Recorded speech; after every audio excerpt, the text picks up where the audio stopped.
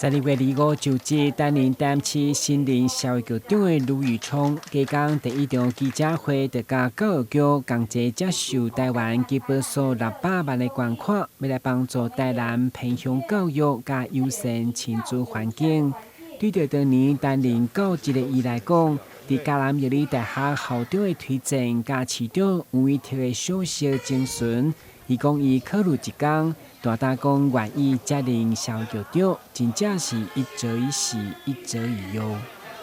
以事来讲很高兴，我嘛感觉讲呢，会当为咱的故乡台南来为咱的乡亲服务这是我的荣幸。嘛感谢阮校长，甲咱市长的赏识，互我有机会来做这个社会实践。一则以忧，因为按功课要来做实务呢，这个过程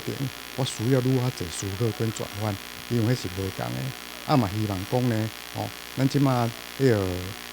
个过程当中会当马上接轨，马上做因为这时间袂当拖着。嘛希望讲呢，我自短期以来，会当甲咱市长所讲的一个政策政见，会当甲实践。卢宇聪拥有政治、经济学硕士、社会学博士的学历，以及妇幼儿童、志愿服务、社区营造等专业推动服务的丰富实务经验。不过，伊上任以后第一个挑战，就是因为条未来4年要推动青银福利的施政方向，对此伊心中已经有拿到，相当有信心。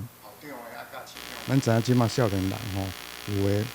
无咧结婚，有的呢婚结得就要生，阮咧想讲这3个原因，所以呢，这个青银福利的这个青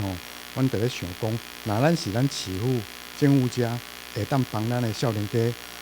照顾囡仔，因为囡仔呢是咱少年家呢上盖注重的。我们如果可以协助照顾，比如讲咱来广设托婴中心、托儿中心幼儿园等等。咱呢伫未来，包括推荐日照中心，包括讲呢，咱的关怀照顾据点，这2项是伫地方上呢直接会当呢，互咱长辈会当来接受服务的所在。咱的长辈会当伫呢健康快乐之下呢，来伫咱的地方社区，你们走上远会当受到照顾。